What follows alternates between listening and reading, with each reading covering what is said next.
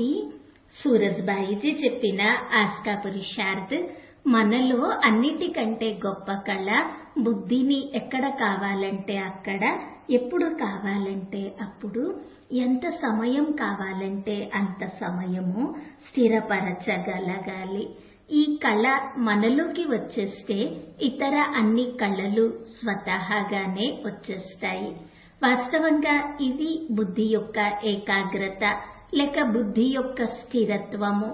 ఇది ప్రాప్తిస్తే ఏ ఇతర యోగ్యతలు లేక కళలని మనము ఆహ్వానించినా అవి సహజంగా మన వద్దకి వచ్చేస్తాయి.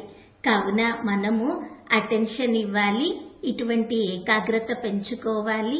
ఎప్పుడు కావాలంటే అప్పుడు సూక్ష్మ వతంలో ఎంతసేపు కావాలంటే అంతసేపు ఉండగలగాలి. ఎప్పుడు కావాలంటే అప్పుడు భృకుటి సింహాసనంపై ఎంతో ఎక్కువ సమయం నిలవగలగాలి. ఎప్పుడు కావాలంటే అప్పుడు మనము పరంధామానికి చేరుకోగలగాలి. ఎప్పుడు కావాలంటే అప్పుడు తన మొదటి జన్మని చూడగలగాలి. తన ఫరిష్తా స్వరూపంలో కూడా స్థిరపడగలగాలి. అది కూడా ఎక్కువ కాలం పాటు స్థిరంగా ఉండాలి. ఇలా ఎక్కువ కాలం పాటు స్థిరమైన స్థితి ఉండే అభ్యాసము ఎక్కువ కాలం పాటు రాజ్య అధికారిగా చేస్తుంది. దీనికోసము మనము ఎంతో సాక్షి భావమును తీసుకురావడము అవసరము. మనసు అటు ఇటు భ్రమించకూడదు. సాక్షి భావము మనలో ఎంతో మధురమైన స్థితి. దీనితో గతము సమాప్తమవుతుంది, భవిష్యత్తు సువర్ణముగా మారుతుంది. గతము సమాప్తము అనగా గతమును పూర్తిగా మరచిపోతాము. అది ఇక సమాప్తమైనట్లుగా ఉంటుంది. దాని ప్రభావము ఆత్మ నుండి తొలగిపోతుంది. మనము మన మనసు బుద్ధిని ఎంతో స్వచ్ఛంగా చేసుకోవాలి. శ్రేష్ట సంకల్పాలతో కూడా నిండుగా చేసుకోవాలి.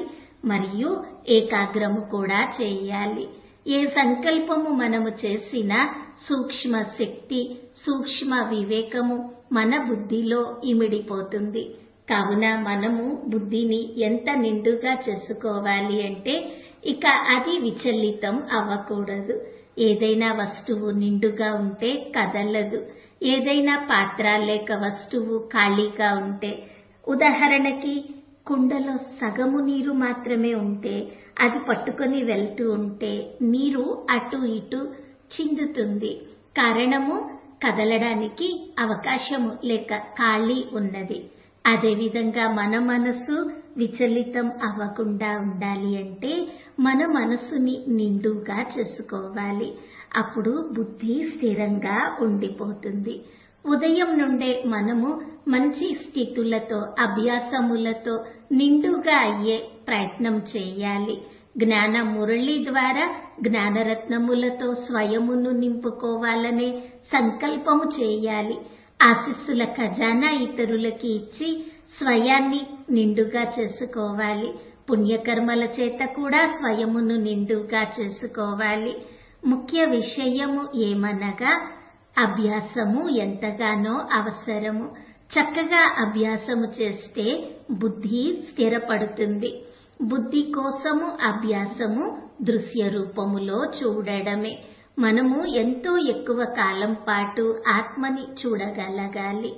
ఎంతో సుందర స్వరూపము, తేజస్వి స్వరూపము తనలో చూసుకోవాలి.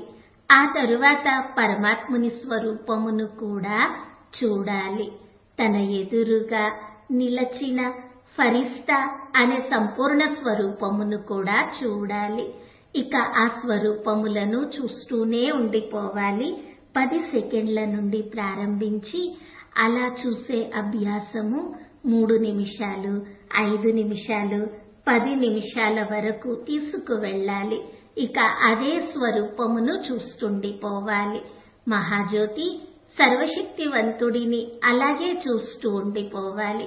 10 సెకండ్ల నుండి మొదలుపెట్టి 3 నిమిషాలు, 5 నిమిషాలు అలాగే బాబాను చూస్తూ ఉండిపోవాలి.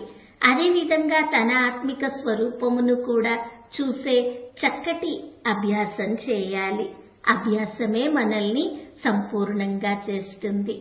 ఈరోజు 3 చూసే అభ్యాసం చేద్దాము.